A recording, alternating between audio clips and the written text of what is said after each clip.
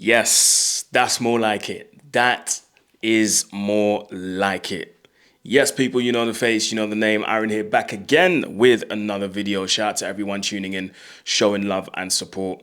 Really appreciate you guys' support throughout this Club World Cup. We're getting closer to the knockout stages, so more content's going to come. We kind of know who's qualified already, who's not, who still has to play something, who still has something to play for, and who's still got to put in a shift to qualify for the round of 16. But I appreciate you guys tuning in once again, so make sure you hit the like button, subscribe, share, comment, all of that good stuff. It's been a minute since I said that at the start of the video. Maybe that's a sign that this is going to be a good one. But anyway, make sure you go ahead and do these things for me. Much appreciated. So yeah, Xabi Alonso has finally won his first game as new Real Madrid manager. Real Madrid 3, Pachuca, Mexican side 1. Pachuca are in trouble. And I think this might also mean that they could be out, but I'm not too sure. I'd have to check the table. But Real Madrid have beaten Pachuca 3-1 in Charlotte. And it didn't look like Real Madrid was going to win this game, I'll be honest, because with 11 men, they got under a bit of pressure. You know, Pachuca was trying to make this happen very early. I think the three danger men for me on Pachuca's side today were Montiel, Salomon Rondon, for those who still remember him from his Newcastle days and West Brom days in the Premier League, and Kennedy. If you remember him, he used to play for Chelsea. So those three were the main threats on Pachuca's team. And I'll be honest, they did quite well. And I don't know why and I don't know how Pachuca only managed to score one goal. They only managed to score once from all of the chances that they had. But we'll get onto why they had so many chances and why none of them were really converted into goals. Bare one. And even that one chance, that one goal that they scored was a deflected shot. So we'll get into that in a minute. But I do think, you know, Pachuca in the first few minutes gave a good account of themselves. And they tried to apply pressure on that Madrid back line, knowing that it was a bit fragile from what happened in the first game against Al Hilal. Pachuca did quite well to put them a bit under pressure. But the turning point, or I should say, luckily for them at that moment, so I thought, the turning point was the red card. Now, this is now where I have to go into Real Madrid a little bit, but I'll wait. They got, obviously, the red card shown, which I thought was in Pachuca's favour. But for some reason, they just couldn't materialise all of the chances that they had. You know, maybe it was a lack of quality. I definitely think it was. Maybe it was a lack of quality in the final third, which I think it was as well. And maybe it was a lack of self-belief as well, you know. I think even Real Madrid being down to 10 men, Pachuca was still thinking, oh, we're still playing against Madrid here. Whereas, you know, the other South American teams have shown that, you know, you can't go into games being afraid. You can't go into games showing too much respect, even though it's Real Madrid. You have to be able to be confident and believe in your abilities. Now, you know, they did create chances, but they were met with an incredible goalkeeper who had an incredible performance in Thibaut Courtois today, but we'll get onto him in a minute. So Pachuca, I would say, is very unfortunate, man. Very, very unfortunate. Now, onto Real Madrid. I would say this was an excellent performance. This was way better than what we saw in the first game against Al Hilal. Back to the red card. Raúl Asensio. This is 2 games in a row now. The first game, he actually got away with it. If anything, it could have been a red as well, if I'm honest. Only got the yellow, but conceded the penalty. And now, exact same mistake, exact same foul. You know, holding on to Salomon Rondon, pulling his shirt a little bit, as we saw in the replay. Very, very silly mistake. Very silly mistake. And, you know he's a young centre-back, and I know he's only come into the game not too long ago. Recently picked up a lot of minutes. Obviously got a lot of minutes due to Eder Militão's injury. So he does still have a lot to learn, but he needs to be careful because those things can cost you games. Those things can cost you points. Those things can cost you qualifications in the Champions League, for example. And this nearly cost him and his team the win today against Pachuca. So I do want to say that Raul Asensio is very lucky that as soon as he got sent off, Real Madrid put on a switch and they were actually better with 10 men.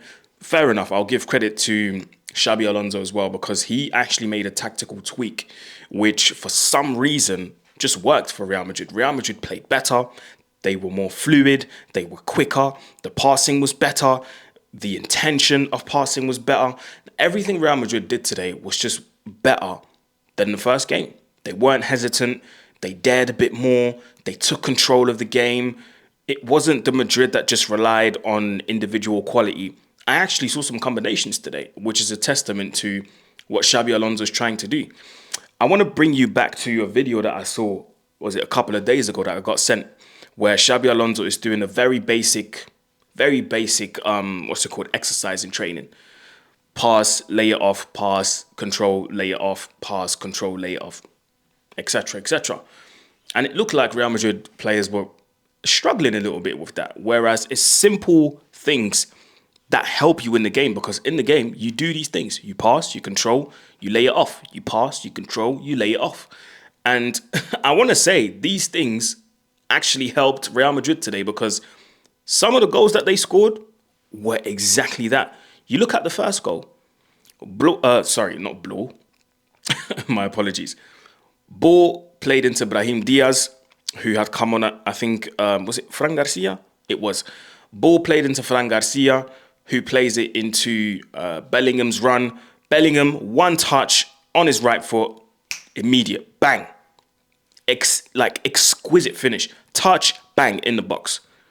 Second goal that Real Madrid scores.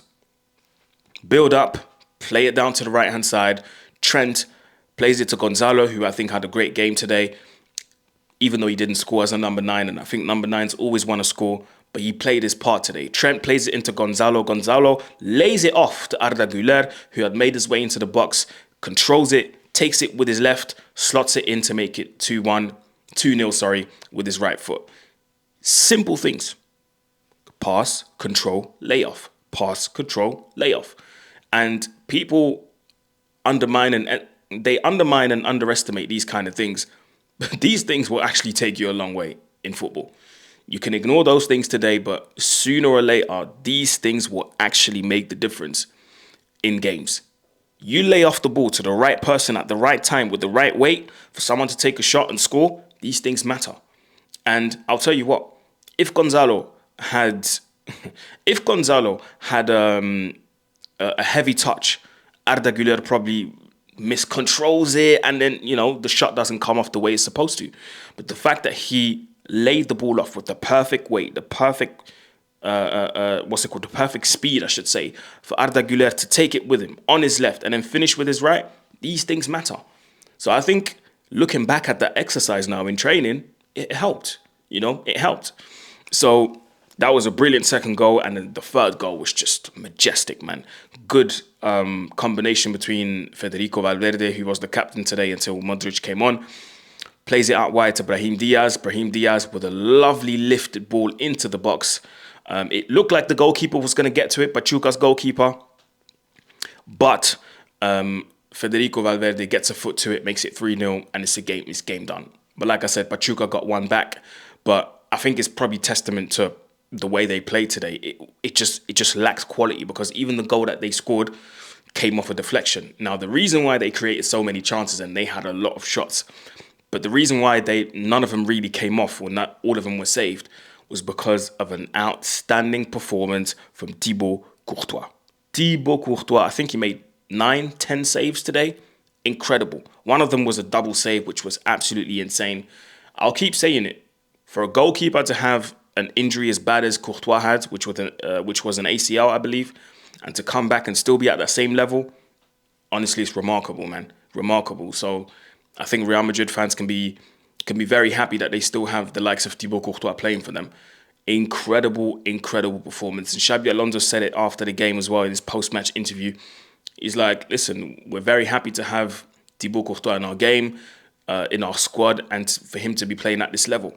Thibaut Courtois pulled off some amazing saves, because some of those shots from Pachuca, I was already standing up and leaning forward to go, ooh, what a goal. But then Courtois makes a save, So I'll say he had a great game today. Courtois, hats off to him.